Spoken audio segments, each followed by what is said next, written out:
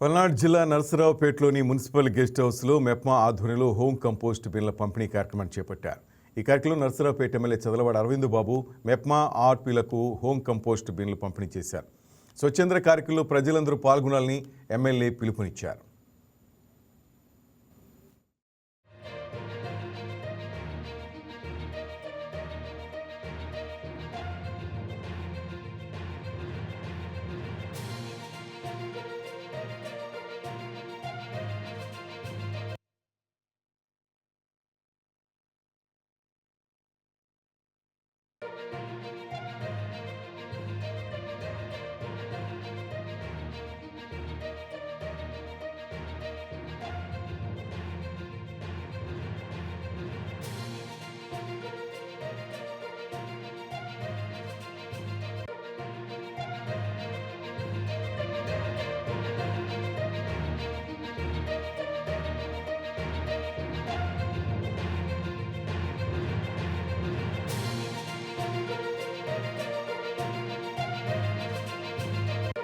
Municipal అధికారులకి, డివామా PD గారికి అందరికి ధన్యవాదాలు.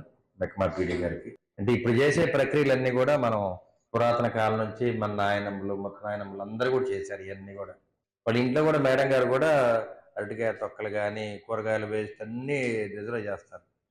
మరి దీనివల్ల స్మెల్ ఏమి రాదండి ఇంట్లో? స్మెల్ రాకుండా ఉంటాను. బయట పెడతావా? మైక్రోబ్స్ వేసేది స్మెల్ రాకుండా ఉంటాయి. సరే, ఇట్లా కంపోస్ట్ తయారు చేసి పక్కింట్లో ఉంచుతామంటే వాళ్ళు ఉంచుకుంటారా? ఏం చెడు స్మెల్ రాదు కానీ అయినా ఒప్పుకుంటారు వాళ్ళు.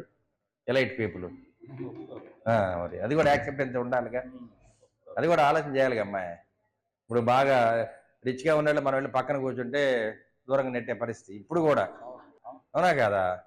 నేను 175 ఎమ్మెల్యేలో నేను చివరోడిని. నేను మీతోనే ఉంటాను కాబట్టి నేను ఆ చివరిలో ఉన్నా. ఇది చక్కటి అవకాశం అమ్మా. అంటే గవర్నమెంట్ ఏ ప్రోగ్రామ్ పెట్టినా దీన్ని ముందుకు తీసుకెళ్ళాలి. ఈ కంపోస్ట్ని తయారు చేయండి. అంటే దీనివల్ల ఏంటంటే చెత్త నుంచి బంగారం తయారు చేయటం. నేను సీఎం గారు ఎప్పుడు చెబుతారు చెత్త నుంచి బంగారం తయారు చేద్దామని చెప్తే, మొన్న ఈ మధ్య చెత్తను పోగు చేస్తుంటే డంపింగ్ యార్డ్లో నర్సరావుపేటలోనే 20 చివర్లు బంగారం దొరికింది, కిలో వెండి దొరికింది. అదే రోజు మద్రాసులో కూడా దొరికింది. రోజు నేను అనుకుంటా సీఎం సార్ ఏంది రోజు చెత్త నుంచి బంగారం తయారు చేస్తారని చెప్తారనుకుంటే, అదే రోజు నేను అనుకుంటానే ఇది దొరికింది అనమాట. అట్లానే ఎక్కడ ఏ పొట్లో ఏ పోవడం మనకు తెలియదు. ఇది ప్రాక్టీస్ చేయండి, దీనివల్ల డబ్బులు కూడా వస్తాయి. అంటే కేజీ మరి కంపోస్ట్ ఎంత కొంటారో తెలియదు కానీ 300 పెట్టుకుంటారు అనుకుంటా. కేజీ 300. ఇప్పుడు మన గుంటూరు రోడ్లో అమ్ముతున్నారు వాళ్ళు.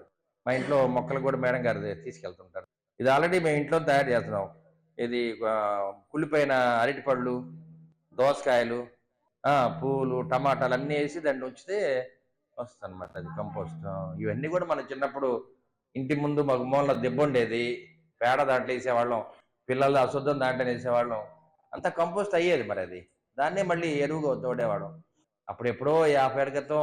Please subscribe to YK TV Network. Please subscribe to YK TV. Please watch YK News. Don't forget to subscribe YK News channel.